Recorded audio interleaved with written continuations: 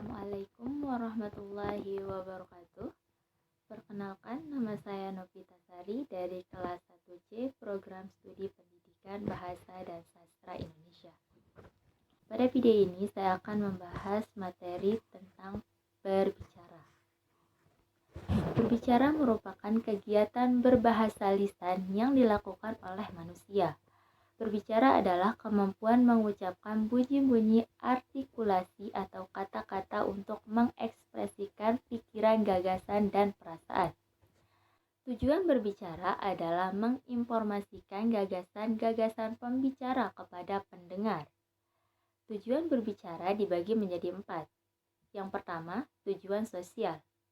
Manusia sebagai makhluk sosial menjadikan kegiatan berbicara sebagai sarana membangun konsep diri, eksistensi diri, keberlangsungan hidup, memperoleh kebahagiaan, dan menghindari tekanan serta ketegangan. Dengan bahasa, manusia dapat menunjukkan siapa dirinya. Orang yang tidak berkomunikasi cenderung tidak memahami siapa diri sesungguhnya dan bagaimana peran sebagai makhluk sosial. G. Herbert Mead mengatakan setiap manusia mengembangkan konsep dirinya melalui interaksi dengan orang lain dalam bermasyarakat, dan itu dilakukan lewat komunikasi. Berbicara dapat juga digunakan untuk mengembangkan eksistensi diri. Dengan berbicara, seorang akan dipandang sebagai orang yang eksis.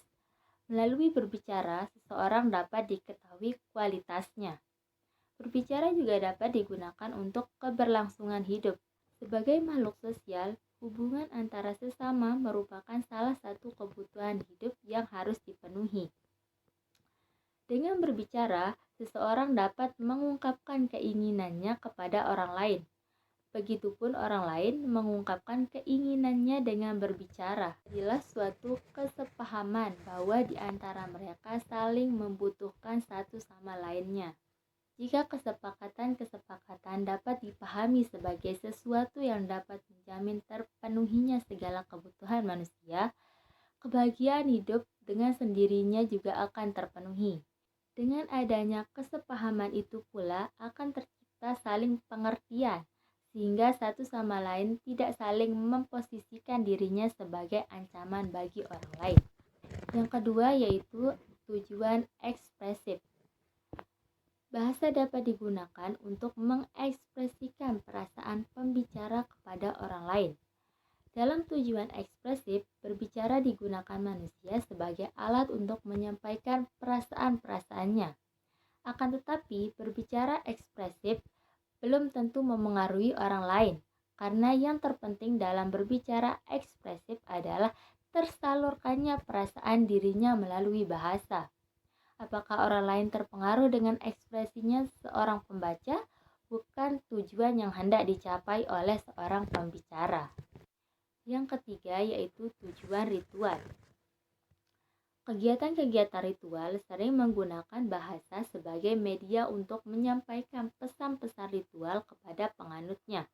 Dalam perayaan hari-hari besar keagamaan tertentu, banyak simbol-simbol keagamaan yang bersifat sakral dituangkan melalui bahasa. Dalam agama Islam, doa merupakan salah satu bentuk kegiatan yang menggunakan bahasa sebagai media penyampaiannya. Kegiatan umat Islam berdoa kepada Allah dengan menggunakan bahasa. Mungkin ada di antara bahasa-bahasa dalam doa tersebut tidak dipahami secara harfiah oleh orang yang berdoa. Mereka meyakini bahwa doa merupakan bentuk komunikasi antara manusia dengan Tuhannya.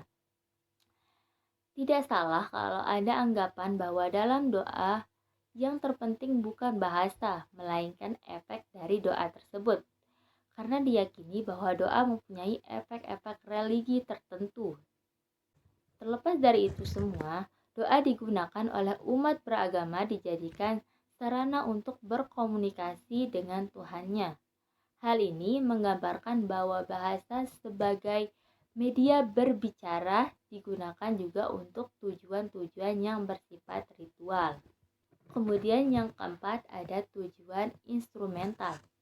Dalam tujuan instrumental ini, kegiatan berbicara digunakan sebagai alat untuk memperoleh sesuatu. Contoh dapat dilihat dari ucapan-ucapan para juru kampanye partai politik. Begitu banyak pembicaraan-pembicaraan yang digunakan untuk membujuk pendengar. Obral janji dan bombastis kerap menandai pembicaraan dalam sebuah kampanye, dengan tujuan untuk membujuk pendengar agar mau memilih partainya. Contoh lainnya misalnya seperti mempromosikan sebuah produk dengan kalimat yang membuat orang tertarik. Contoh, sudah gonta-ganti facial wash tapi kulit wajah terus saja tumbuh jerawat. Eits, hati-hati. Jangan-jangan Anda salah memilih facial wash. Facial wash yang tepat adalah yang sesuai dengan kondisi kulit wajah Anda. Kami punya solusinya. Gunakan facial wash X yang terbuat dari bahan-bahan alami yang dapat membantu meredakan jerawat. Ayo, tunggu apa lagi? Buruan dicoba. Sekian materi yang dapat saya sampaikan. Kurang lebihnya mohon dimaafkan. Terima kasih. Wassalamualaikum warahmatullahi wabarakatuh.